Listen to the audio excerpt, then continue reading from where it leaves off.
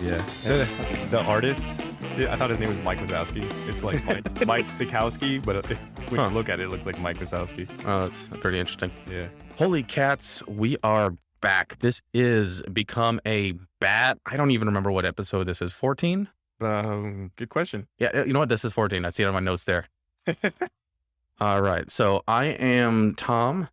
I am Mike. And today we are joined by a special guest, our good friend Vlad. Say hi, Vlad. Hi, Vlad. Oh, fuck.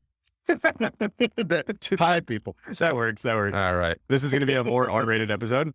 Yeah, potentially. Crap, I forgot to ask about that. No, it doesn't matter. We curse. Oh, yeah, we curse. Just Okay, You're a guest star, so yeah, do it's whatever you want.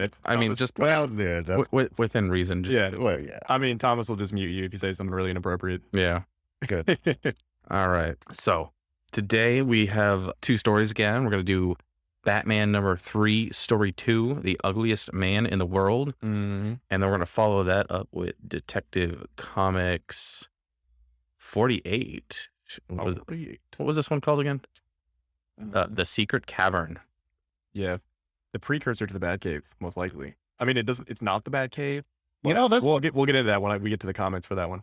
Yeah. where. No, I was going to say, that's what I thought that was leading. I think it's Yeah. kind of like when they wrote it, they were like, oh, maybe we should bring up a cave back later with Yeah. bats in it. So up until this point, well, basically they introduced it in like the episode before this, but Batman doesn't have a cave. What he does is he's got like this abandoned barn in the middle of nowhere. Yeah. Yeah. Yeah. So, and he just runs from the barn to his apartment in New York. Yeah. Oh, he has an apartment. It's still Yeah. okay. His apartment, they actually keep his residence pretty vague. All right. Well, let's start. I want to read the blurb on this one because I thought it was funny. Yeah. Read the blurb. When crime bordered on the unexplainable, then it was that the mighty Batman and the young laughing Robin, the boy wonder, came to grips with this strange new menace and brought swift disaster to the crafty brain that belonged to the ugliest man in the world. Yeah. That's excellent. All right. That is one thing that I'm no accustomed to. The young laughing Robin. I'm like, that I sounds love that. strange. The laughing Robin and the grinning Batman. The Robin in this era is different. He's less of a son to Bruce, and he's more like a brother. Yeah. It just feels strange that, calling him the grinning and laughing, considering who, Joker, yeah. one of their biggest adversaries is. Yeah. Although in this, the Joker doesn't, he does grin, but he has like a lot of more menacing qualities where he's more just like pissed off and yelling about things. Mm-hmm. So, Yeah, he's got an angry streak to him. yeah, he does. All right, so let's begin with the synopsis for The Ugliest Man in the World. Go for it. It is a normal night for the Caped Crusader. He's out there beating up a group of particularly ugly criminals, and he finds himself outnumbered. A portly fellow walks by and lends Batman some much-needed assistance. One of the criminals makes a break for it in a getaway car. Someone peers out the car with a Tommy gun and starts blasting away. Batman tackles his assistant to dodge the bullets, and the car makes its escape. They get up, and the man introduces himself to Batman. His name is Detective McGoynicle. Is it McGoynicle or McGonagall? I thought it was McGonagall. Maybe we both read it wrong. No, it is McGonagall. Okay. Here's the thing with his name. Yeah. I'll have to edit the clip in here. Yeah. There's an amazing clip in The Simpsons where Bart or Homer, he's watching a cop show called McGarnacle. McGarnacle. Yeah, and he's just this hard-edged kind of Clint Eastwood type. That's good. It's so good. You should just refer to him as McGarnacle from now on. It's going to be hard not to say McGarnacle. You gotta tell him what you saw, Billy. But I'm so scared, McGarnagle. You gotta do this one for me, Billy. McGarnagle. Okay. For you, McGarnagle.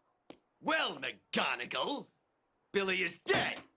They slit his throat from ear to ear. Hey, I'm trying to eat lunch here. But it's McGonagall. Okay. McGonagall introduces Batman to his gun and invites him to jail. Batman declines his invitation by swiping the gun out of his hand, pushing him down, and making a break for it. It's my favorite line in the entire issue, by the way. What was the line? I'll tell you when we're at the end. All right. I put the panel in there. Okay. McGonagall goes back to the police station and gloats about nearly getting Batman. He vows to be the one to unmask Batman. Later on, Bruce Wayne visits the lavish home of his friend Harvey Dodge. Mm-hmm. Dodge introduces Bruce to his handsome friend, Larry Larimore. What a name. Yeah, very tongue-twistery. I know. So they sit and they have a drink, and suddenly Dodge starts to feel very unwell. His face contorts and becomes violently ugly. Everyone is shocked. Bruce gets a doctor who looks over him, and he's also perplexed. Dodge is the first man to suddenly turn ugly, but he's not the last. Over the next few days, an epidemic of ugliness starts to hit scores of men.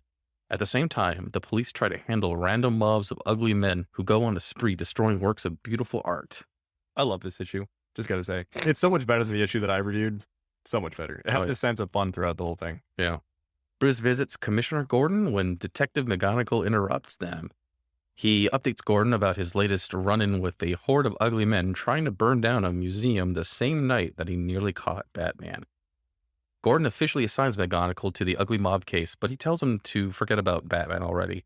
Bruce and McGonagall leave Gordon's office, and McGonagall tells Bruce that he thinks Gordon is just jealous. Bruce encourages McGonagall, reassuring him that he'll be the one to capture Batman. Yeah, he says something really funny to him. I can't remember what it is, but he's like, you're a really good cop, basically. It's very condescending. It definitely is. Bruce goes to Dodge's house and he sees Larrymore, who tells him that Dodge just sits there and looks himself in the mirror all day. It's a sad life. Really. That night, a group of ugly men wait in their secret base, waiting for their leader to show up. He appears, the ugliest man in the world. The man makes a grand speech about how people shun them because they're ugly, and he vows to destroy all the beauty in the world. Bruce is at home reading the paper when he sees a story about a great art treasure. The Boravia. It's being unloaded at Pier 3 that very night. Both Dick and Bruce come to the conclusion that the ugly mob are going to target the statue. They suit up and make their way to Pier 3. They get there to find the ugly mob is attacking all the dock workers. The dynamic duo make a quick work of the ugly men. Batman is unknowingly about to be stabbed in the back when he hears a gunshot. It's McGonagall, who just saved Batman's life. I hope McGonagall's a recurring character because I like him a lot. Yeah, I do too. With some guy that... Yeah. Batman wouldn't have done that. I mean, he would have like 10 issues ago, but I'm surprised Batman's like, hey, what are you doing? Yeah, we'll talk about McGonagall after. I really like this character. The mob, having failed, get in their car and escape. Batman and Robin try to chase after them, but McGonagall stops Batman. Batman asks McGonagall if he can swim. McGonagall is confused, but he says he can. So Batman pushes McGonagall into the water and they escape. Batman and Robin lose track of the ugly mob's car. They hear on the radio that Dr. Eckhart has figured out the cause of the ugly epidemic, and he has created an antidote. They realize that the doctor is in danger, and they make way to his house. They arrive and bust their way in the door to find the ugly mob. They save the doctor when the mob tries to escape again. Batman leaves Robin behind to chase after them in their car, and they see the mob's car hide in the back of a truck. He tails the truck to their hideout. Just as Batman's looking around, he's knocked out. Batman wakes up to find himself, another man and a woman chained to a wall. The leader of the mob walks in. It's Larrymore.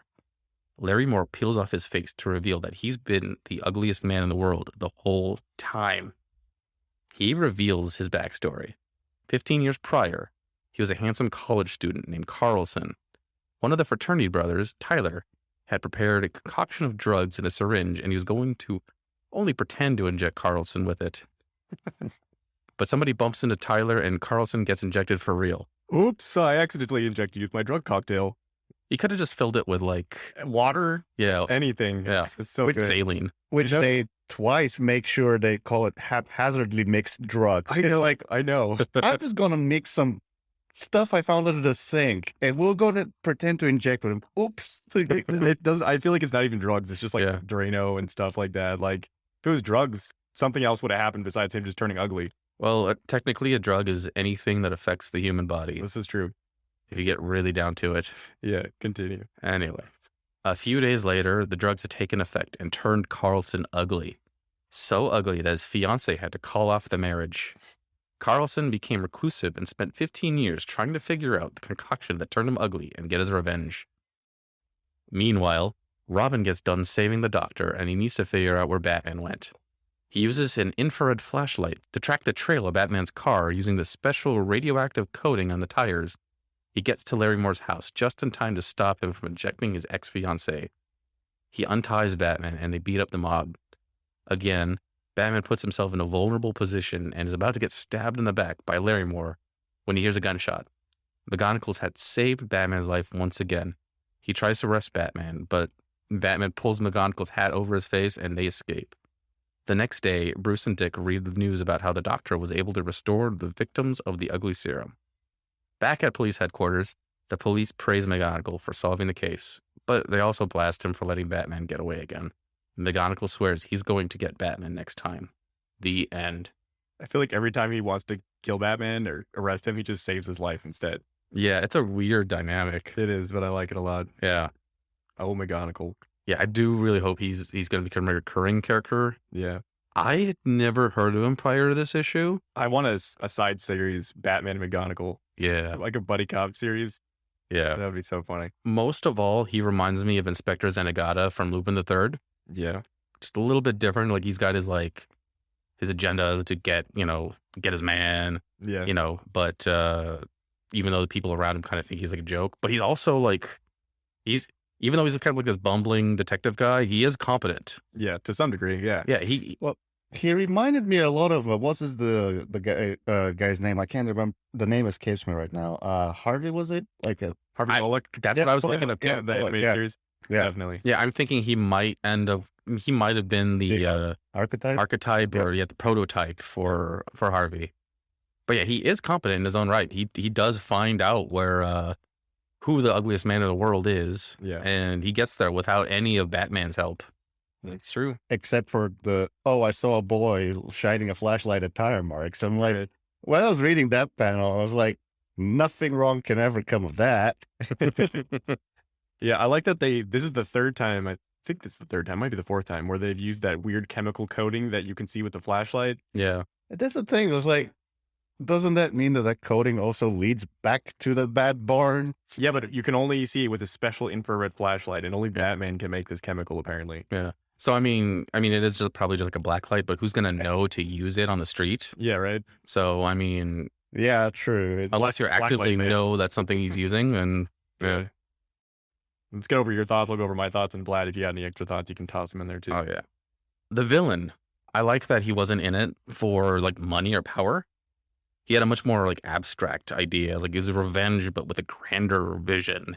I like that he wants revenge. He doesn't care about curing himself. He just wants to destroy everything ugly. Yeah, like Get he revenge. even figured out like the thing. So like clearly, if he figured out what they used, he probably could have talked to some doctor and Yeah. had it, had himself fixed. But he's like, no, I want to destroy all the beauty in the world. It's such a good motivation. Yeah. Art wise, I think that like it could have used some more close ups of him, like something just Yeah. more detailed. Because like even in our last episode, we were talking about the Puppet Master. Mm-hmm. Like that one like page with the circle and like this, he looked all deranged. That was more detailed than anything we saw in this. For sure. That last issue had a lot of really detailed art. This one's lacking a little bit, but it's still a good issue. Yeah. All right, what do you got? I really love, this is just like a general upside, but I really love the way Batman fights in these old comics. This issue just really hammered home for me. And it makes me wish that we'll someday get a Batman cartoon or a movie or show where he fights like this, where he's just like picking people up over his head and spinning around and throwing into each other. Yeah. It just makes me smile every time I see him like lift this grown man over his head and throw him at 3 more grown men. Can't go wrong there. Also, were you going to say something? Yeah, I was gonna say they definitely look like they give him a lot more like superhuman strength than It doesn't feel like that. normal or more modern comics. Yeah, he's definitely not just a guy. It looks like, at least it feels like. Yeah, they make him out to be like Hercules or something. Like he's superhumanly strong. Yeah, they're not worrying about the physics of how like doing this thing is gonna work. No, he just flips the guy over his head. Yep. There's definitely kind of like a dark sense of humor in these older ones, but specifically this one, I feel like this one really made me laugh a lot. Yeah. Like some of the descriptions, just where he's just talking about a mob of really ugly men. Like every time he talks about the ugly men, I'm just laughing. It took me a moment to realize that the mob they're fighting at the beginning is like an actual like it ties into this because I was like, are they supposed to be ugly? Oh, they are ugly. Yeah. Yeah, because like previous issues, he'd like start and he's fighting like just something unrelated to the story, and then like this one, like okay, they're directly related. Yep. I also think in this issue, I feel like the writing got a little bit better because the one-liners they don't feel so like one-linery. They feel like they're more deserved. Like what he says when he knocks somebody out, it actually makes sense. It's not just like a dumb joke. Yeah. But it is still a dumb joke, but it's a dumb joke that fits, Mhm. you know? It's not so random. Yeah. The whole ghastly change, driving all these people to commit acts of violence against everything beautiful. It's kind of terrifying. But it reminds me kind of the Joker from the '89 movie, how he just loves to destroy art. He just loves like violence and all that. Yeah. And it also reminds me kind of Two-Face, because Two-Face has this obsession with like the number two and twins and like all that stuff. I love villains that have this weird obsession with something. Mm-hmm.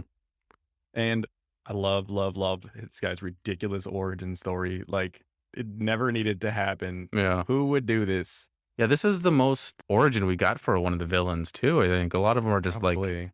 random mobsters.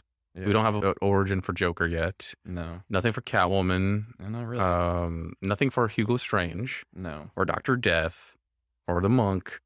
This one, we have like a full beginning and ending for him. Yep. I mean, That's he did get shot in the back, and like, even if he survived, he probably would have been cured.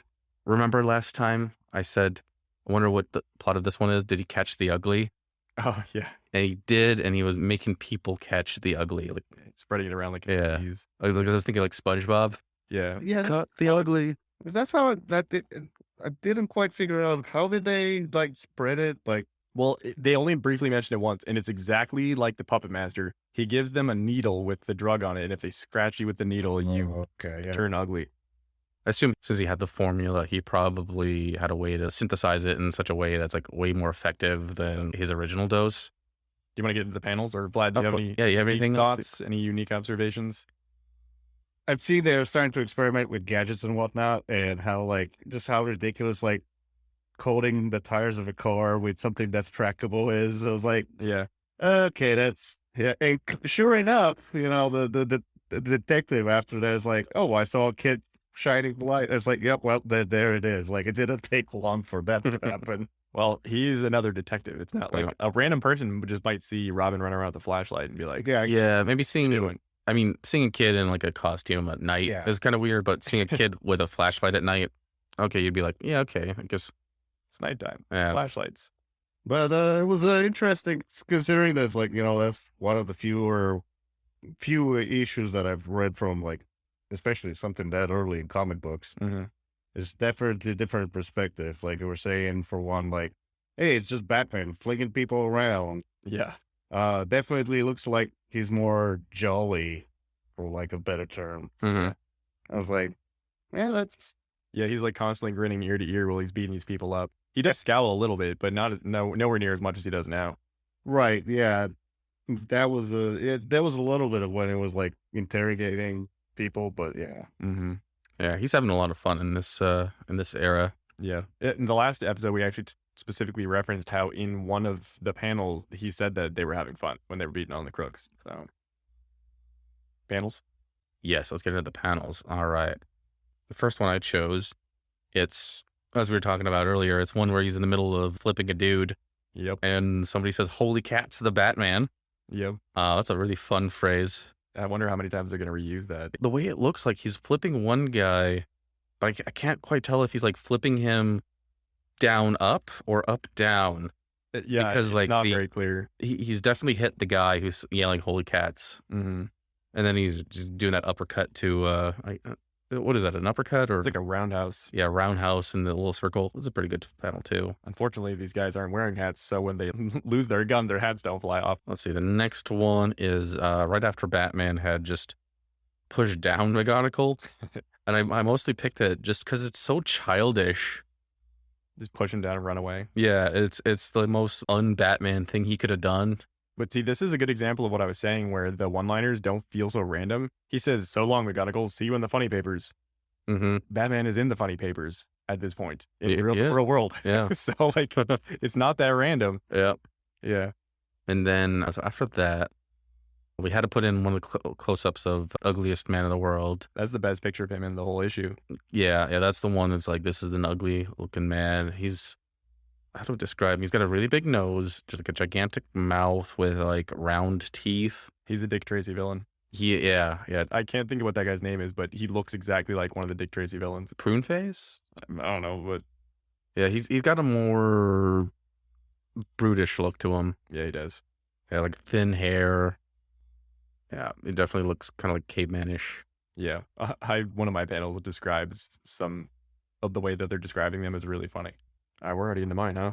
Yeah. Okay. Kind of like switches back and forth, it looks like. So man, so many good panels in this one. So I picked this one here. It's Batman like jumping off a boat and hitting these guys, and just like everything that's going on here. I love the image of Batman here, because he looks like he's smiling, but his face looks menacing. It's weird. Like his eyes look menacing, but his mouth is all jolly, and I like that juxtaposition. Yeah. And then like the blurb at the top here, it just says like, placing a steel pellet in his sling, Robin wields his makeshift club with devastating results, while the Batman's 2 iron fists put in a little work of their own. So Robin literally puts a steel ball in his sling and just whacks a dude in the head with it. That would like crush a skull in. I know. I'm going to chalk that up to a kill. Yeah. That's a kill. And- There's no way around it. And then this panel here, I love the little description in here. At some point, I'm going to have to remember what those boxes are called. They're not called blurbs. They're called something, actually. Like, do you know what they're called? I used to, but I don't remember anymore. Same. I'm not that prolific. I don't read as many comics as I used to. But it says, snapping erect like a steel spring, the Batman darts forward, fists flying.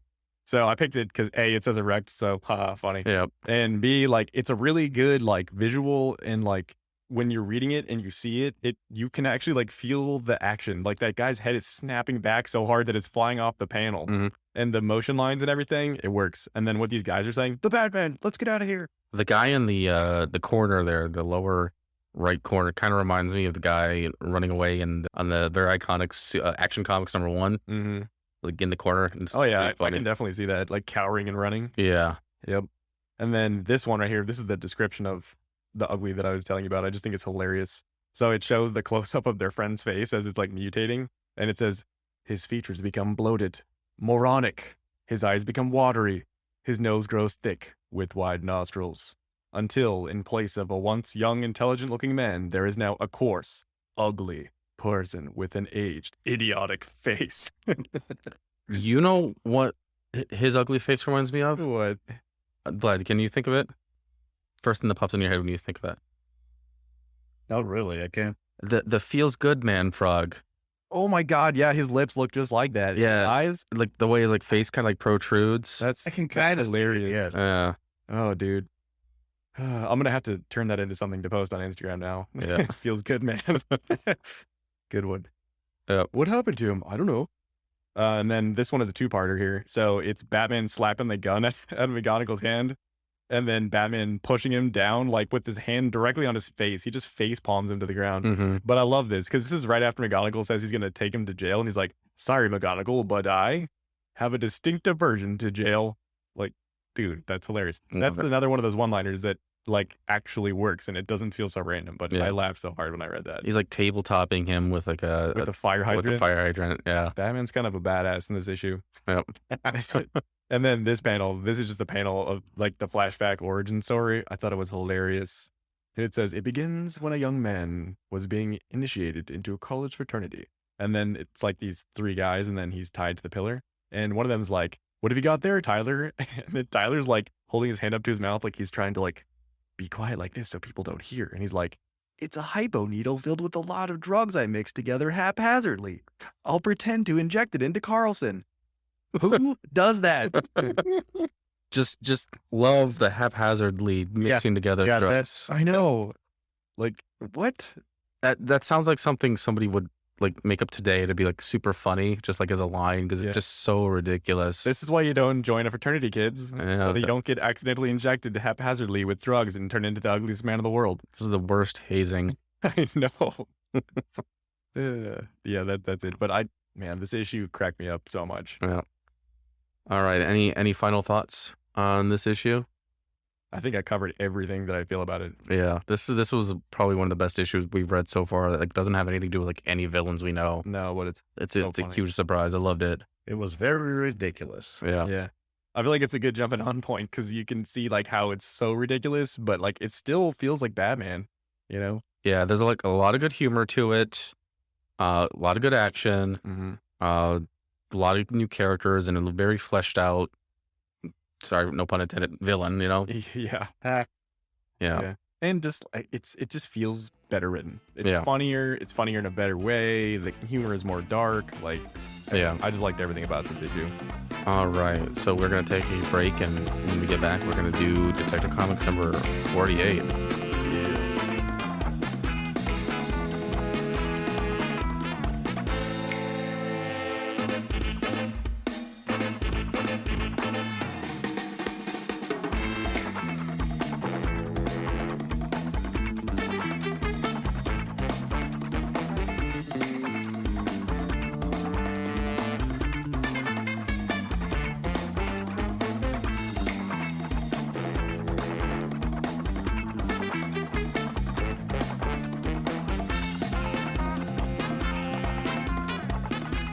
And we're back. That's right. I said we're back, not Tom.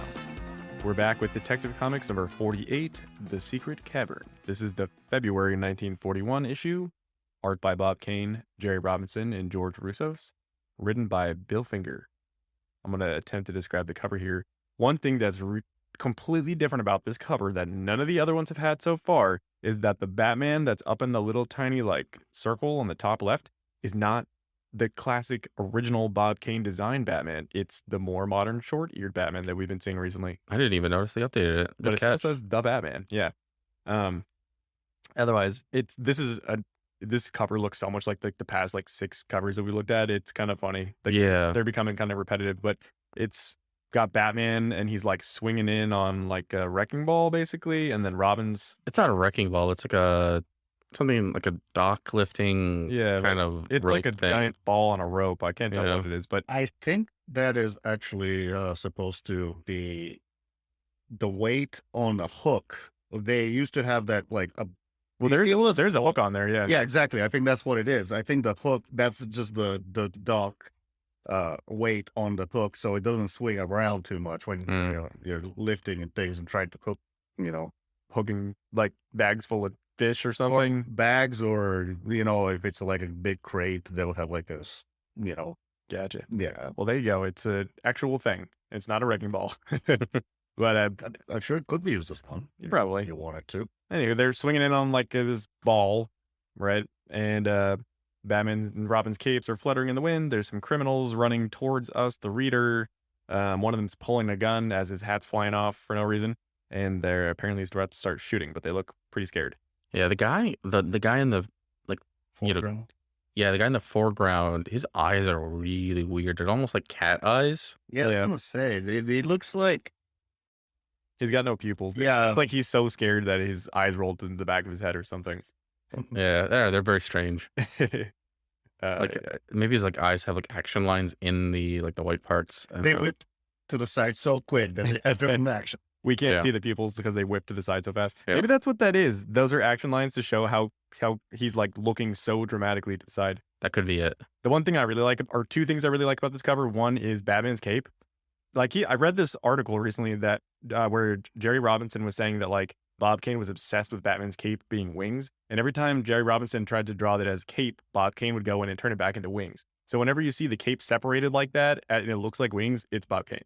But when you see it together and it looks more flowy and heroic, it's Jerry Robinson. Interesting. Yeah, and then I also really like the water, how the sun is glowing on the water, and it's got orange that fades to a blue. Yeah, that's a nice effect. Yeah, it's very moody. Early morning. Yeah, or sunset. Yeah. So, anyways, I will let Thomas read the little splash page blurb this time. When criminals plot to rob the Great Vault, housing the nation's gold reserve, then it is the cloaked Batman and the young, laughing Robin, the boy wonder, step in to nullify crimes thrust and draw back in the curtain that veils the mystery of the secret cavern. Always got to nullify crimes thrust. Yeah, that's so weird. reading it is making me doubt every word I say. So I know. I'm terrible at that. I love those blurbs though. They're Yeah. long run-on sentences, but they're so dramatic and they're so fun to read. Yeah. You gotta put those dramatic pauses in there. It's one of those things you gotta remember. This is from the 1940s. Yeah. They did speak a little bit differently. It feels like movie speak when you're reading. Right, It's like exactly. people spoke in black and white movies. But then when you read the comics, they don't feel so much like that. Like the actual what they're actually saying in the word balloons. Right. It's just those boxes in the beginning of each issue that feel really old. All right, we'll get into it here. All right. Oh, I think I screwed up. This is the first issue where the car is called the Batmobile, not the last one. You can cut that if you want. Anyways, Our story begins in Kentucky, of all places, where a man named Henry Lewis is peacefully rowing down a river when his boat suddenly drifts off course into the mouth of a mysterious cave. As he rows his boat deeper into the cave, he realizes that he has found something truly special.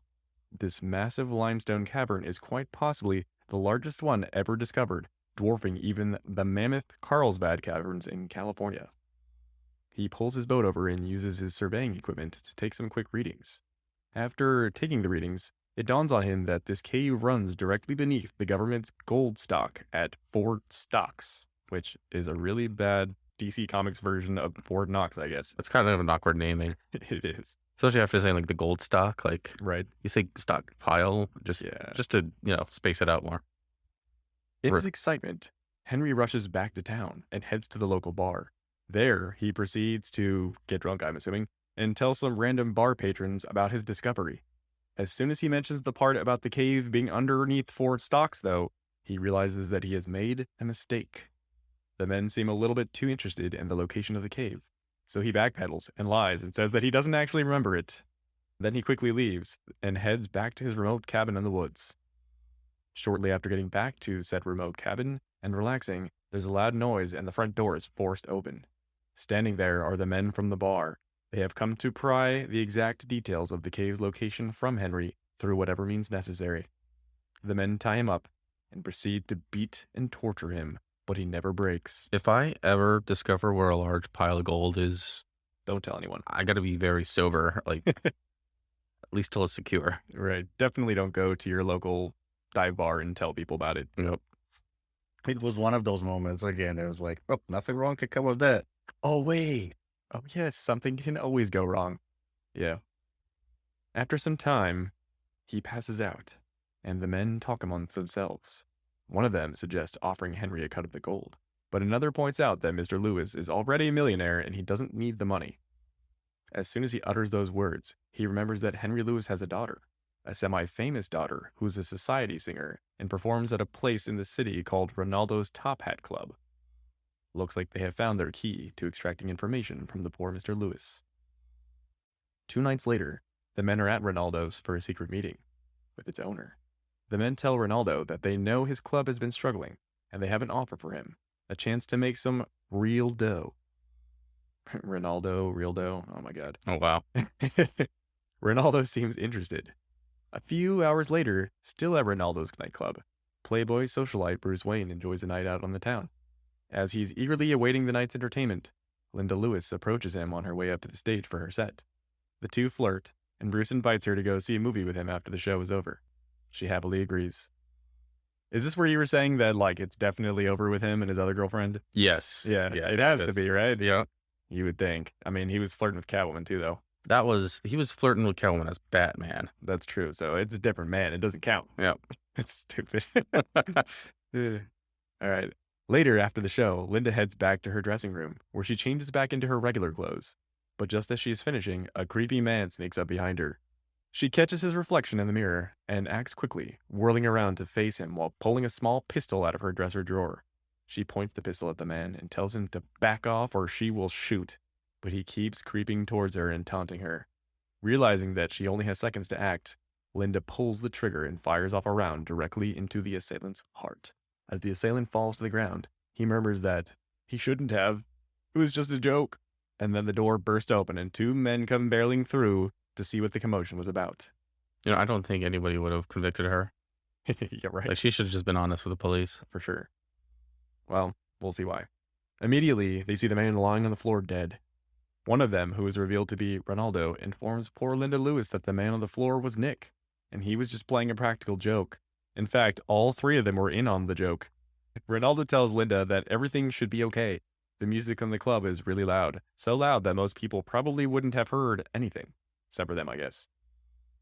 He then tells her to clean out her locker and go visit her dad in Kentucky until things blow over.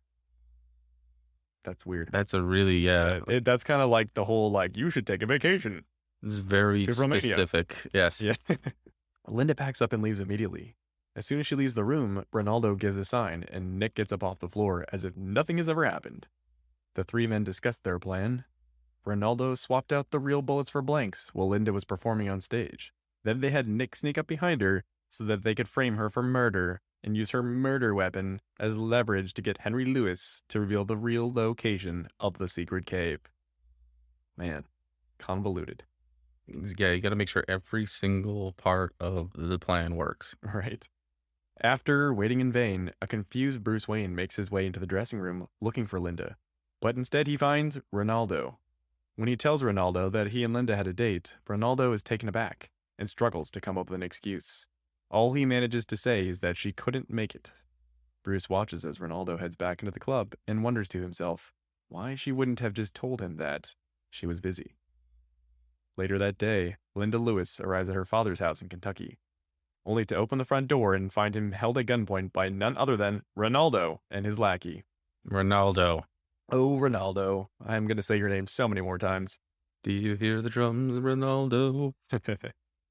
When she questions what's going on, he reveals that he took a plane and beat her there by a few hours. Her uncle tells her that they had just informed him that she had murdered a man in cold blood. Linda falls into her uncle's arms, sobbing. She admits to him that she did indeed kill a man, but it was in self-defense. Henry finally gives in and tells Ronaldo that he will show them the location to the cave if that's what it takes to keep Linda safe. Ronaldo has his lackey tie up Linda. They leave her at the house and take Henry hostage and head out for the cave. Meanwhile, Bruce Wayne visits Linda's house, but he is informed by her maid that she packed her bags and left in a hurry. She also tells him that Linda looked worried, like there was something on her mind. Bruce heads straight home, where he tells Dick everything that has been going on. They waste no time. They suit up as Batman and Robin and make their way downstairs through the hidden tunnel and into the abandoned barn that houses the Batmobile. They speed off into the night into the direction of Ronaldo's apartment. Once there, Batman makes his way up the fire escape in the back of the building, where he perches just outside a window and listens in on Ronaldo's henchmen talking about their plans. Unfortunately, Batman's shadow plays across the apartment wall and betrays his position, causing one of the thugs to whirl around with his gun and start firing.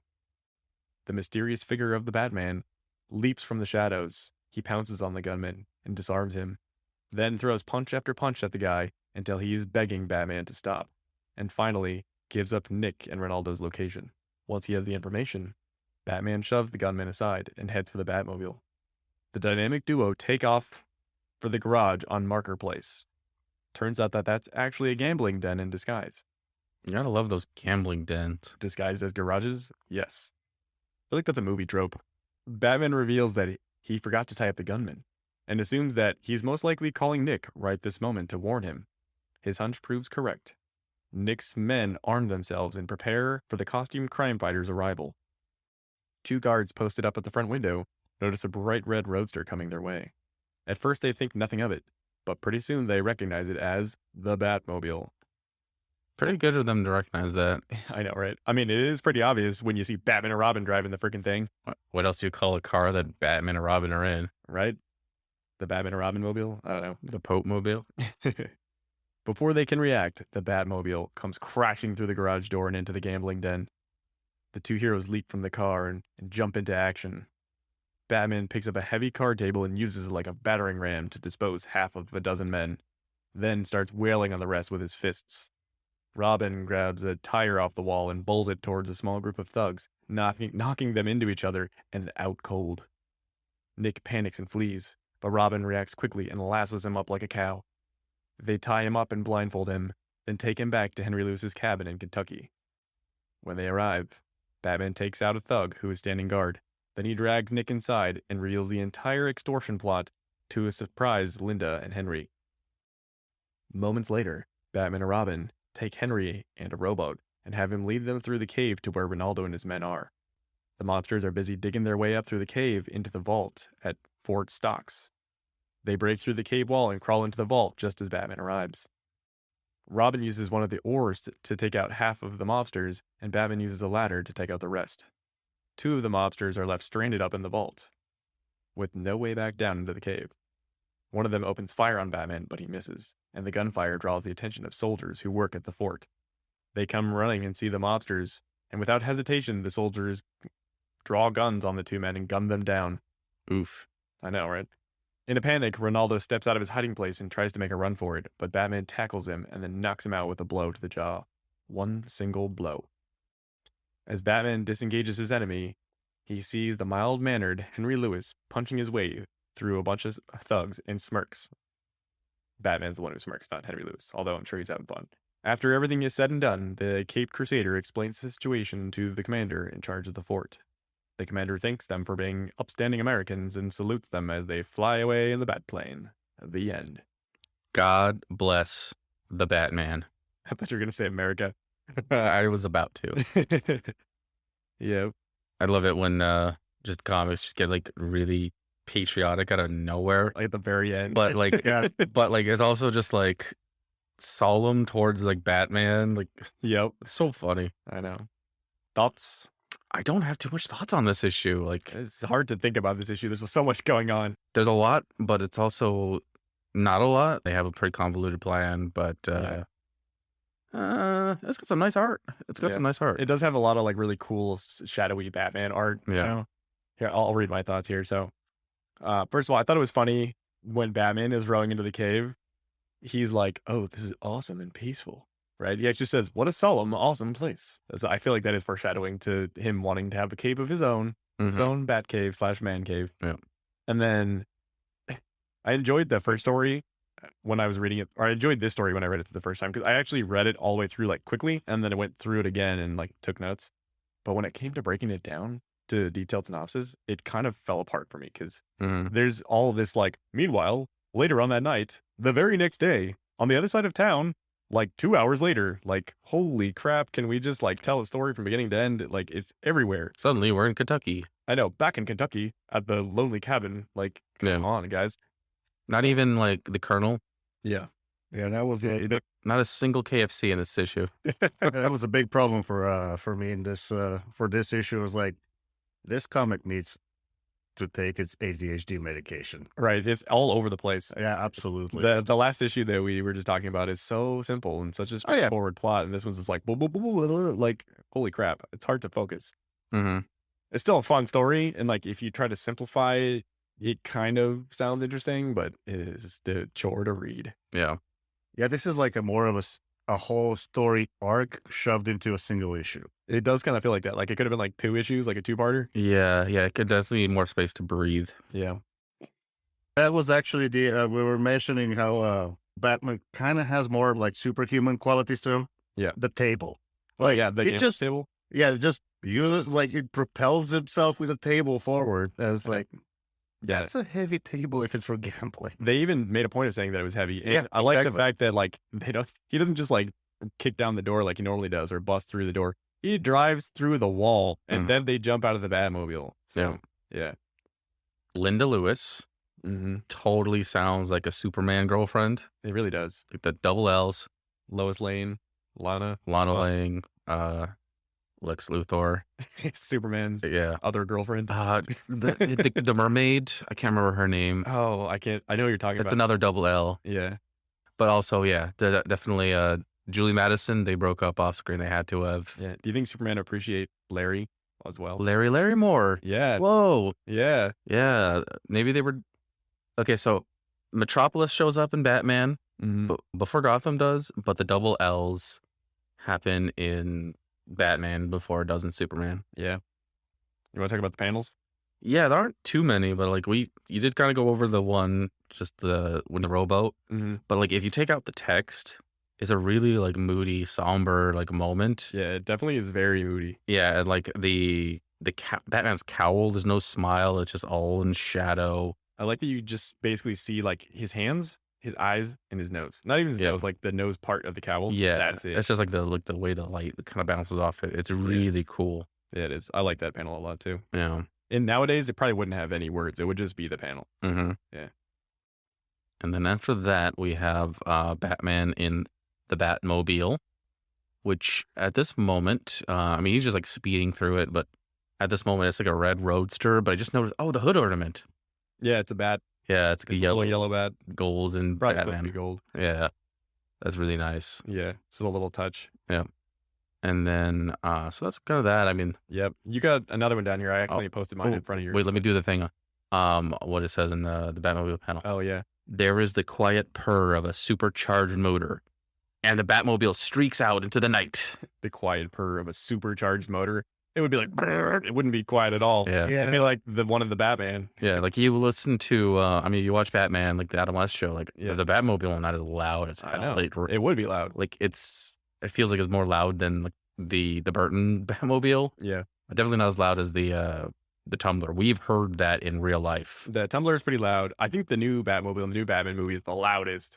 I think the Tumbler's probably louder. Yeah, like when it's revving. Yeah, like we saw it in 2008, like a few days before The Dark Knight came out, and like we can hear it from miles away. It was really cool. Yeah. All right, let's see here. I got a couple. You have one more here. Oh yeah, one more panel. It's Batman. He's climbing up the fire escape on the side of a building. The building, it's nighttime. It's another full moon. The building itself is like coated in like the light, so it's kind of like a orange yellow.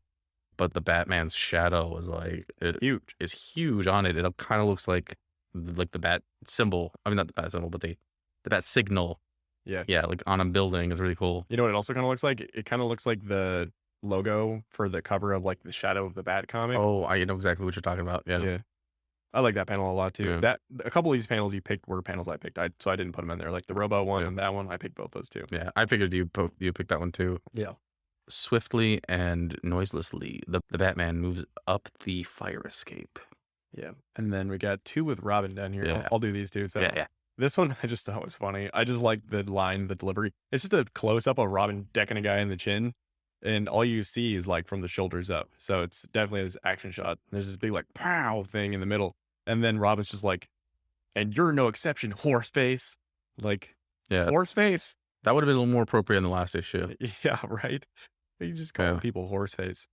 And then this one, isn't that one of these one-liners that's like cheesy, but it works because there's a prop involved in the joke. And it's Robin throwing a tire at the guys that he pulled off the wall. And it's like racking this guy in the nuts. And and the guy is falling backwards. And as he falls backwards, he's like elbowing the guy behind him and the guy's hat's flying off. And he's like, oof. I love the oof. I know it's comedic. But then Robin's just like, time to retire, boys? Like, come on, Robin. Yeah, It's good stuff. very cheesy but fun. Yep.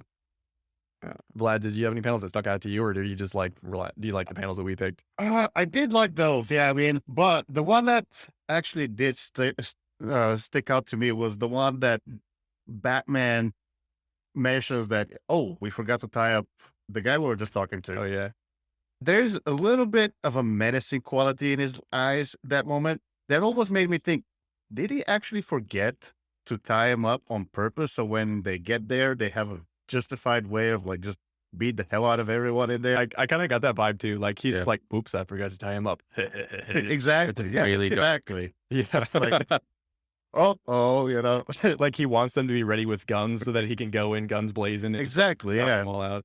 I got that the vibe from the whole issue is like, In general, he enjoys the violence. in general, I get that vibe from like a lot of these older Batman comics that he just really likes beating on these guys. Exactly. Especially yeah. when they're like really crooked criminals.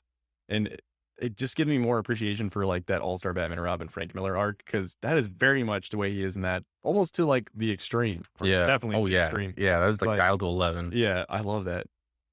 Yeah. And yeah, definitely also another panel that is the where just he picks up a table, but the way it's depicted in the panel, it's like he thrusts it forward, almost as if he can fly. Right. Like it's not just fling the table or just push the table. No, it's he thrusts the table forward as he's holding it by the base. Like that would be like a 200-pound table. He's just holding it Yeah. at the edge and just running Yeah. at these guys with it. Yeah, I like that panel too. It's just it was very comedic to me at least. Yeah. Super strong, superhuman Batman beating people with tables. Yep. All right. Any final thoughts on this issue? Now, I like this issue, but it is convoluted. It is hard to follow, and I wish I had been able to review the one you did, because that one Yeah. was great. Yeah, luck of the draw. Well, actually, no. I just saw the name. And I wanted that one. I knew Yeah. it. I needed that one. It had a good name. But I had no way of knowing this one was kind of be not nearly as good. Mm-hmm.